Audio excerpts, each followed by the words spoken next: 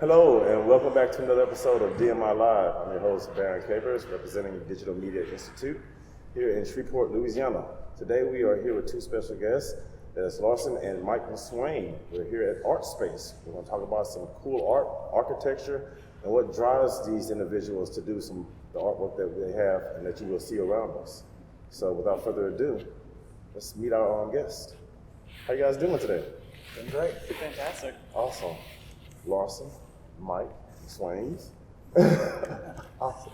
So let's start off with you, Larsson, since you're closer to me. So you want to tell us a little bit about yourself? Yeah, so I'm Larsson, and I'm his son, and I'm an illustrator, designer, painter, creative type from Shreveport, currently living in Brooklyn, but here for a little while as we set up for the show, and yeah. Cool. So what's the art scene like in Brooklyn? How's it different from like Shreveport? I'm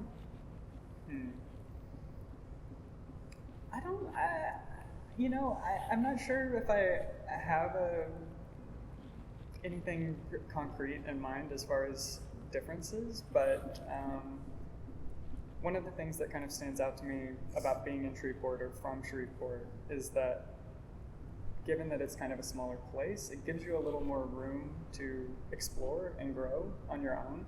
So I found it to be like a huge part of kind of who I am and my story as an illustrator growing up here and then going to New York, being inundated by all the sights, sounds, and people of that place. Having grown up in a smaller town, like I felt kind of crystallized like by the time I got there, and like I kind of knew who I was while some of my other peers were still like trying to figure it out. Exactly. That's right. I'm glad you was able to you brought like yourself, with your art and stuff with you there to New York, and like you were able to like express all of that, while you were up there doing your stuff. So that's cool. Sure. Mike, you want to tell us about yourself? Sure. I'm Mike McSwain. I draw pictures. I'm a visionary, a dreamer, doodler, architect, and I love to sketch and draw and learn from the urban environment in particular. Awesome. I like that. So, like you said, urban environment. So you're part of like this group called what? Urban Sketchers. Yeah, Urban Sketchers. It's a ad hoc group that I found online that it's my tribe of other urban sketchers that are literally around the world. They host events. They have some fairly simple rules that we all follow, and which are just, you have to sketch it live on site. That's kind of the only rule. So, I love it. You can't do it from photo. You got to do it live. Do it live. So that's right. Most of what you see here is me sketching from being right there on the scene. That's awesome. I like that.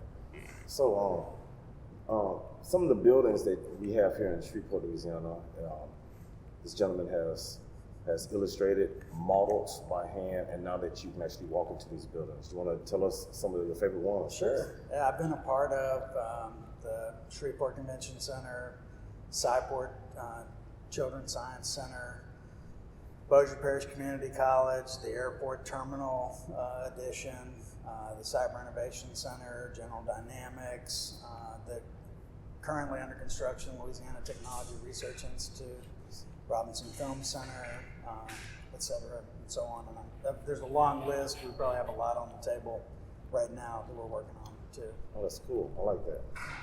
Awesome. So, when you're doing your illustrations, what are you thinking about when you do that? It totally varies from piece to piece, I think. Do you mean like, actually let me backtrack a little bit. Do you mean like while I'm sitting down to paint, or like while I'm kind of like generating an idea? Let's say when you're generating an idea, somebody comes up to you and says, okay, you got this this urban looking children's book that's going to deal with like, minorities or something. How would you go about doing it? Absolutely. First step for me is just writing.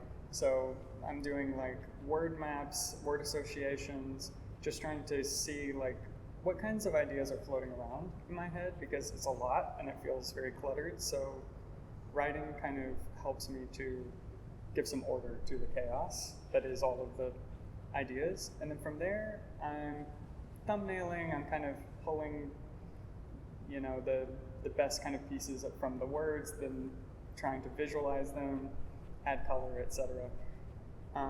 But along that way, also doing a lot of research, thinking about, you know, how do I fit into this, and like, what is my perspective?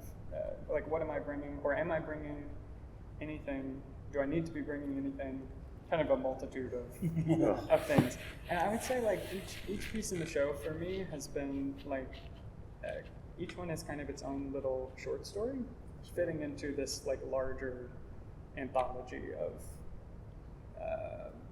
semi-related tales from the road. So, like you're saying, all these illustrations and stuff all around me, because right now, guys, we're upstairs, so we'll probably be moving downstairs too, let you guys see some of that footage too. But like all around me right now, like different illustrations of buildings, watercolor, I see, maybe some acrylics and stuff. So all of these images and stuff are like from like different travels and stuff, right? Yep. Awesome. So it's like, it's that moment. How do you know when it's that moment to like pull that pencil out? So for mine's a little bit different than his. Mine's a little less of the story. Now my architecture work is completely along those lines. We strive to have a really strong part T, that is the diagram, a simplified diagram that captures the essence and the beauty of the composition. And then that part T drives everything else around it.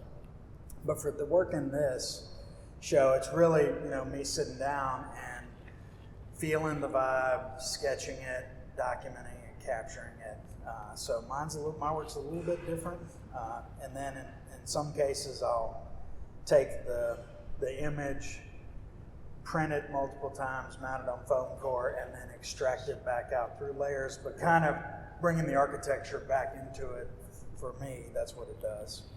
But it also, each one of these it's really, my sketch is the story of that exact moment, that exact time, that exact day. And I could probably tell you with each one of these what was happening. I mean, I'm looking at Dumbo, the bridge in Manhattan, the vertical piece over there. It's the Manhattan Bridge, or whatever bridge that is, taken in Dumbo. And I'd gone up there, Larsson and I were doing a blitz of some little spots to sketch. I sat down for probably 9 minutes. You videoed the whole thing while I sketched it. People were walking by asking us, "Hey, what are you doing?" Yes. I'm doing, you know, brain surgery here, obviously, and all that kind of stuff. But, you know, I kind of, each one of these is a story and a memory to me as well. It's cool. So I was going along those lines.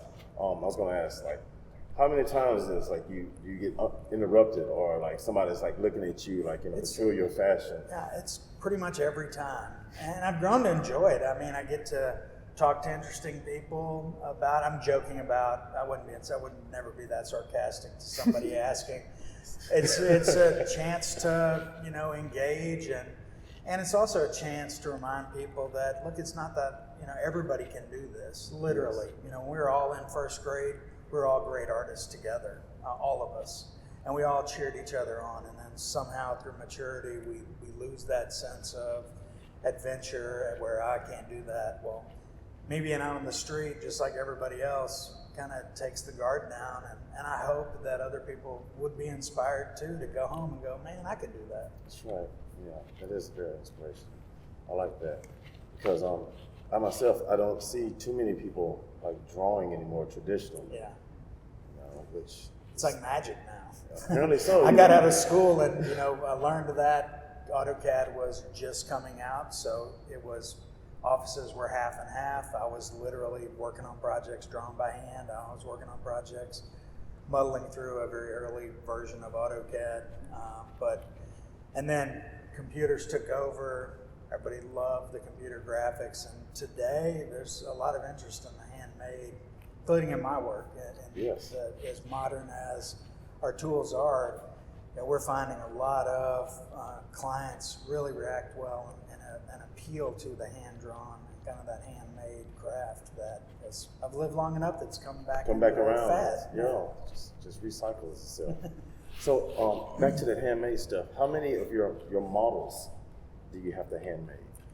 So we still, virtually every project, make a physical model of some form. A lot of times now we're laser cutting the parts because we have that tool. Yes. But we're still, gluing them and assembling them by hand, and also just the basic design is still comes straight out of our minds and straight out of our hands. So we're still doing it for almost every project. So what are those models kept? Because sometimes I see like the like maybe there's a commercial or something and their model is in the commercial. Yeah. Like what do they do with those things? I don't know what the clients do with them. If they don't take them, we have a big collection of them at the office of the ones that the clients didn't end up taking. I love them. I'm a fan of the miniature like that. Yes, so I like they those really too. tickle me and scratch my itch. That's right. Scratch your itch. Okay. So I can't wait for us to get to look at some of these paintings and stuff. Right? Sure. Before we leave our comfort zone, and when you guys come to this opening and stuff, as a matter of fact, this is brand new to the scene, so we're the first ones inside of our rest area here with our beautiful artwork and our lovely carpet.